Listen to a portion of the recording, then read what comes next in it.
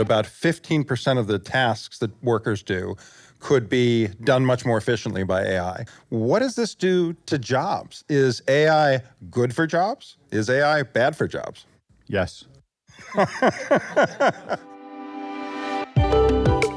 Thank you for joining us for this candid conversation on AI and employment. Please welcome Tod Loofbourrow and Erik Brynjolfsson. Erik, I'm reminded as we sit on this, beautiful white leather couch of another couch we sat on talking about AI several decades ago. We were both in our first year of university, and in Cambridge, when you needed furniture in university, you kind of went out on the street, and they actually call it Alston Christmas, where people put their old furniture out and students come and scoop it up off the curbs and use it for their dorm. So we had a green couch that we had hosed down with an entire can of Lysol. Yes, and I can still smell that couch. And we talked about AI. We both had an interest in artificial intelligence decades ago and have been in the field since. We did. We started a course together, taught the first course at the Harvard Extension School on expert systems, then artificial intelligence. Although, as I remember, we also used the word AI in a different word. We said we had to work on our AI skills, which we used as a abbreviation for acting important. Yes, indeed. That's a 19th-year-old perspective on AI. It's very true. So, we've been doing this for decades, yet suddenly AI is hot again. What's different now? Why all of a sudden are we all talking about AI again? Well, the latest wave, I hope most of you guys have used ChatGPT or Midjourney or some of the other generative AI tools, is a really powerful set of techniques. It started with an innovation in transformer technology that came out of Google, but really the thing that's powering it is just a lot more data and a lot more computer power, tens of millions, even hundreds of millions of dollars spent on training these really large models. And they're surprisingly good at generating stories, text, images. I've talked to the top researchers. I'm at Stanford now, and even they're surprised at how well they are working. And they don't totally understand it, but they think it's cool. It's an interesting phenomenon because the real transformation we've seen in these models is they're teaching themselves now. And when we started in this whole area, you would train your AI model. You would tell it things. You would say, here are the rules. Here's what a cat is. Here are the things that define what a cat is, or credit card fraud, or whatever you're working on. Suddenly, they're deciding for themselves what the common characteristics are. That is a huge breakthrough, and it's opening up a lot of new things. When you made your first robot, you had to meticulously describe every step. When we made our expert systems, we wrote down a bunch of hand-curated rules about what they would do in each situation. Now the systems, they look at a lot of data, and they infer the rules on their own. So it's machine learning is what they call it, and it opens up a whole new set of possibilities. There's something called Polanyi's paradox, which is this idea that all of us know more than we can tell. We know how to ride a bike or tie our shoe or recognize our mother's face. It's hard to write that down in a set of rules. And it used to be those kinds of tasks were off limits to machines. If you couldn't codify it, you couldn't have a machine do it. No more. Now all those tasks are opened up, and that's going to create trillions of dollars worth of value. You've written a number of books in this whole area. My personal favorite is called The Second Machine Age. It's a book where you kind of define this new industrial revolution that we're going through now, that's essentially a digital revolution that's transforming and changing jobs. There was a pyramid in that book that talked about the kinds of jobs that automation is coming for. And it talked about things like truck drivers and, those blue-collar jobs. And at the top of the jobs, the ones that seemed safe, were things like lawyers and analysts and CEOs and folks like that. How's that pyramid holding up? Well, let me throw that back at you because I learned something from you when you were describing, I hope I don't embarrass you here, but you were talking about a board meeting you were preparing for, and as usual, it was kind of like last minute and you need to get some stuff together. and I won't tell them the story about writing your undergraduate thesis. We'll save that for later. But for your board meeting, you said you turned to a large language model, I think it was GPT, for help. Yep. And I was really surprised personally about how it worked. Tell us that story. Yeah, it's kind of crazy. So we were doing our strategic planning, which we run every year. We run a process of strategic planning. So my primary day job is I run a company called ViralGains that does advertising software. And we're looking at entering a new market, which is kind of building a privacy-compliant framework for digital advertising using data. And so I had written up the whole outline for our strategic planning process. I had our whole executive team together the next day. And just for fun, I put into ChatGPT, write out an objectives and key results framework. It's called OKR, it's used in business, for entering the zero-party data business in advertising. Now that's pretty darn obscure. I mean, there's like any of you could do that. 4 people in the world who even know what that means. And I thought, okay, let's see what it does. 5 bullets, 4 steps under each. I looked at that. I looked at mine. I looked at that. I looked at mine. And when we went into the session the next day, I said, guys, here's the outline. ChatGPT did a better job than our normal strategic planning framework in creating the frame. So this is, I think, the reason we're seeing such an AI moment now. I mean, GPT-3, on which ChatGPT was originally based, came out in November. And so all us nerds were buzzing about it throughout Christmas, and the rest of the world kind of woke up in January and said, what the heck is this thing? What are the implications? That story is a great example, because when I wrote The Second Machine Age, there wasn't any technology like that. And there was this path that seemed fairly plausible of sort of more routine kinds of work being automated first. And when you told me the story about how you, as the CEO, doing these very high-level tasks, were being able to be helped by the tool. And I don't want to say replaced, not yet, but helped, that kind of made me realize how significant the revolution was for all kinds of jobs, and lawyers, doctors, nurses, investment bankers, people writing ad copy, they're all professors, they're all being helped by these tools. And I see it's a huge revolution that's affecting almost anybody who uses language and who doesn't use language. I like what Bill Gates said, because people are struggling to figure out what this thing is. And, I think we want to distinguish these generative large language models from other innovations in AI that you've talked about that include reinforcement learning and things like it. But Bill Gates has said, what does this all mean? Computers can now read and computers can now write. And that's the fundamental breakthrough. And, Maria said in her keynote yesterday here at the Horizons conference that the CEO of Google described this as a more important invention than electricity or fire. This is big. We've had some pretty big inventions in the history of computing. We've had the PC, we've had the internet, we've had the mobile phone. These have all transformed our lives. Most of these folks, myself included, I think yourself included, think this is as big as and potentially bigger than all of those. I do. I think that, when you really step back and think about it, what's more transformative than intelligence? That is, some people say, humanity's last invention.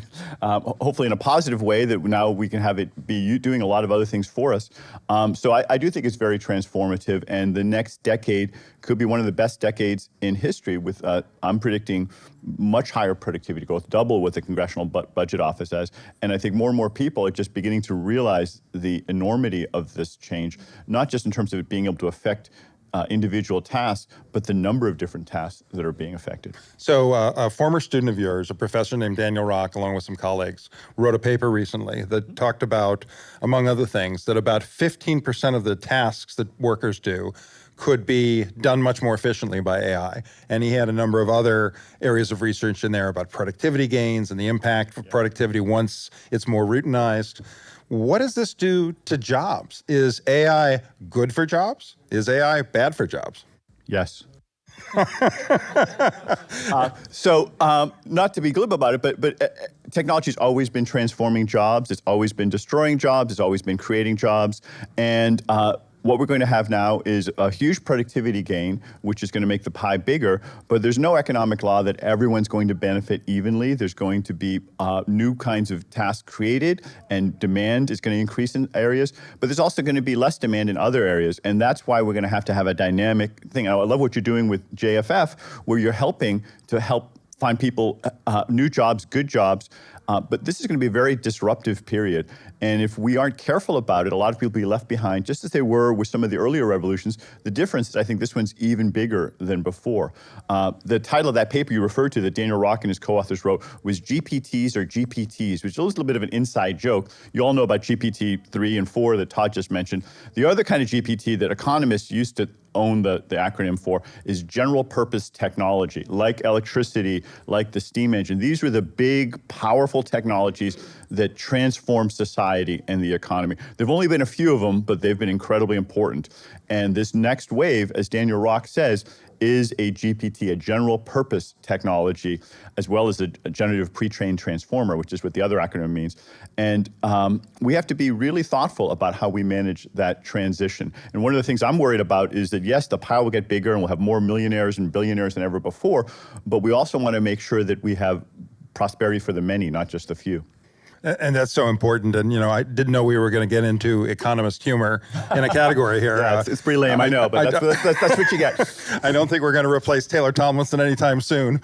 But we care a lot about equity, and we just set our North Star at JFF in our 40th anniversary by saying in 10 years, 75 million Americans who face systematic barriers to employment will work in high-quality jobs, doubling the current number. And we're not talking about Elon Musk and Bill Gates and the folks like that who will be just fine.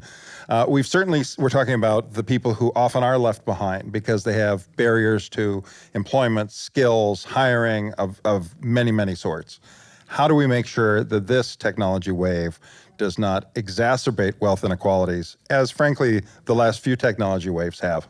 Well, the first thing is what not to do. And the instinct is to try to freeze in place what we're doing today, freeze in place the jobs, stop the technology. I've heard some of my professor colleagues say, let's ban large language models from the classroom. We don't want students using it, have them get out a paper and pencil.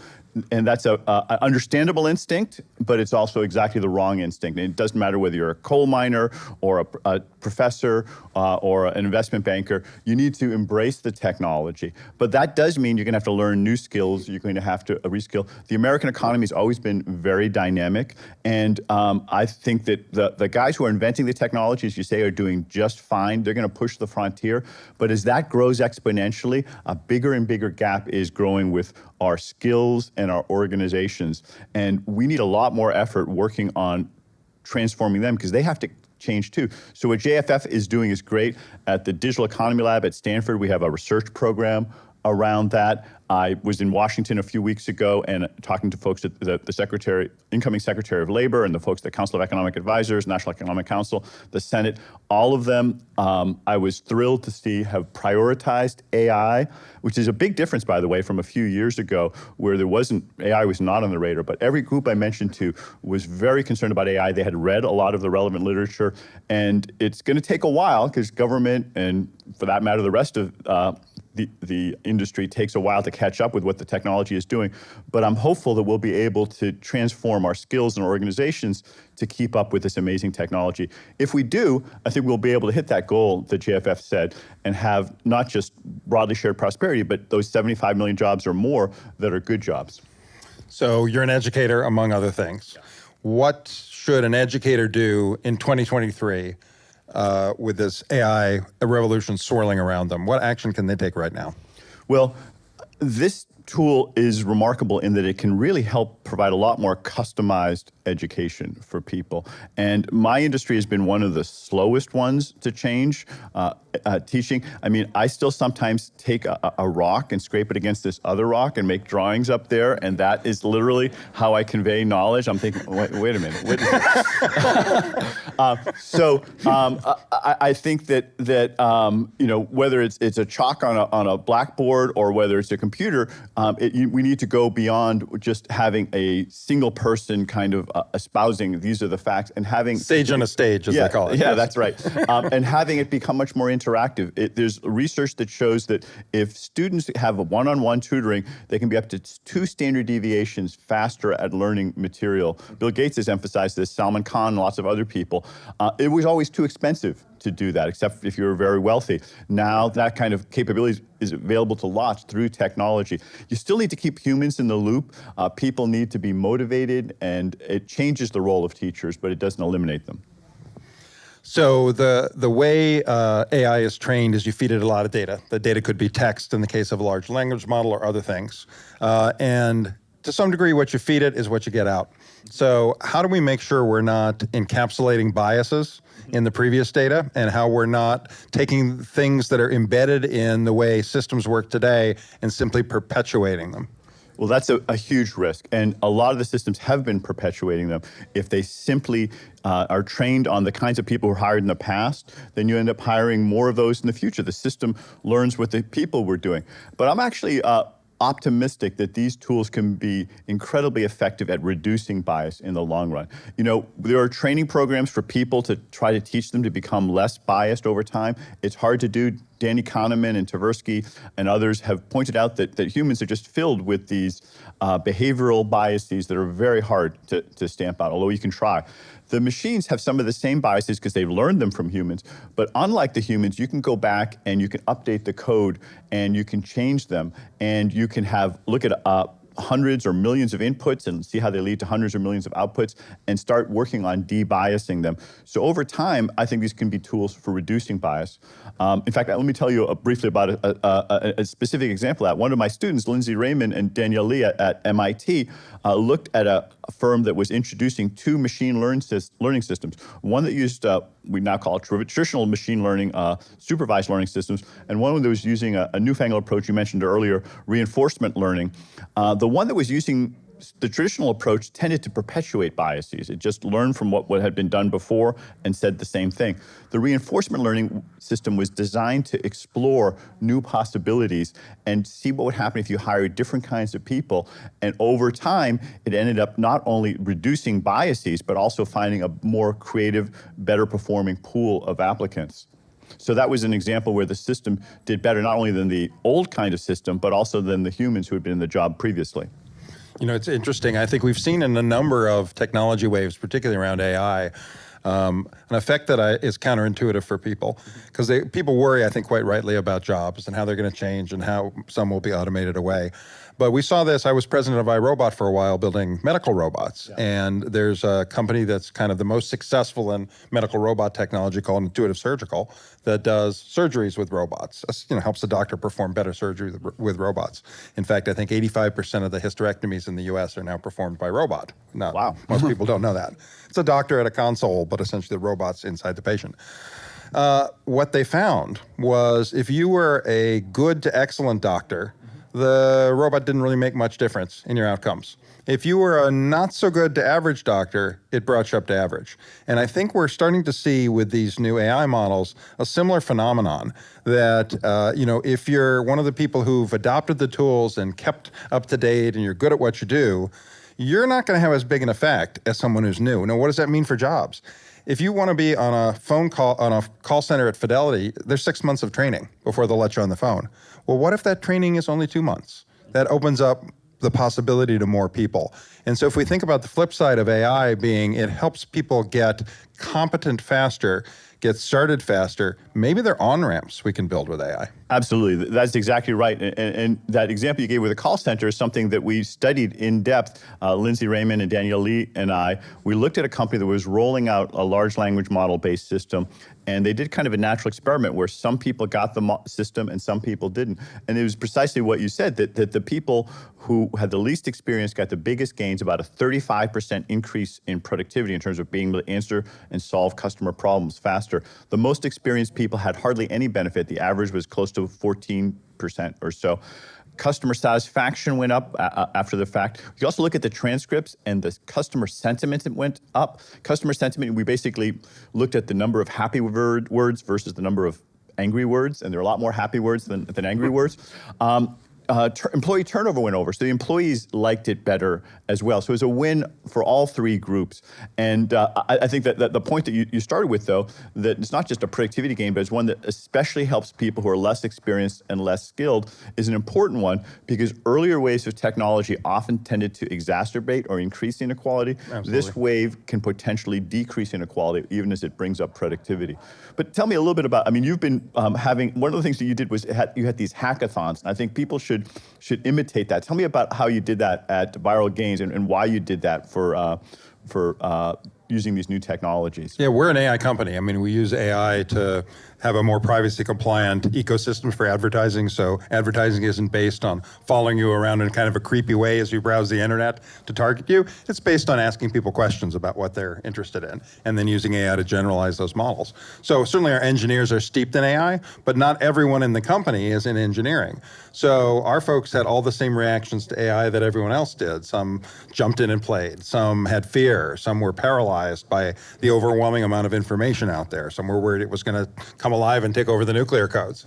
And so we said, look, we want everyone to feel this as a benefit, no matter where they are, no matter what their background, no matter whether they're entry level or senior in the company. So we created something called AI Play Day. We said, take a day a week, consider that work time, and just play with any AI tool you want. The president and I sat down, we put some laptops out, and anyone who had questions could come. We'd show them the tools, how to log in, all that stuff. ChatGPT, Midjourney, DALL-E, all these tools. And we said, just do something fun and creative. And in 6 weeks, we'll do a demo day. Show us what you got. And the creativity that people showed, one of our marketing people created a book based on a famous Boston book called Make Way for Ducklings. This is about a turkey named Fiona that apparently wanders around Harvard Square now looking in the windows. So the illustrations of Fiona the turkey were all done by Midjourney, and they have this kind of Harry Potter vibe to them. She wrote the text, but she also used ChatGPT to kind of help with some of the text and come up with some of the story ideas. What you'll find if you play with tools like ChatGPT, don't use it to generate anything final, because you need expertise to review what it says, because it is just as confident when it's wrong as when it's right. In fact, the way I describe ChatGPT, with all due respect to our alma mater, is it's basically a Harvard freshman, always confident, often wrong. So, it's got both of those aspects. It's going to be very confident. So, she reviewed it, and she produced this beautiful children's book she's going to publish. I think that's a great idea, and I think that's a lesson that everyone should take, is they should do what you did at ViralGains, is they should get their employees, their students, their friends playing with the technology. There are so many unexplored possibilities, like writing that book. That's just amazing. I think that's a good one, because with fiction, you get a little more leeway about being factually correct. Exactly. About when you're writing a report for your boss, you better be a lot more careful. I told my students they could use these tools. I didn't try to stop them. I told them to embrace it, but I said if a single one of their references was wrong, that they would get an F, and they better double check all of their references, because it does have the danger of hallucinating or confabulating references and other facts. But I think that's a great point, and we should all be embracing it. I can tell you that even the technologists working on the frontier of the technology are often surprised by the capabilities. So I would not be surprised if some of you found new capabilities that no one had seen before in these technologies. And I think that's probably a great place for us to end it. My advice for everyone, tell me if you disagree, is we all are feeling the same things. We're feeling curiosity and we're feeling fear. And our advice to people is lean into the curiosity. Lean into the curiosity. Absolutely. We all need to do that, but as a society, we also need to create a safety net so that people can do that safely.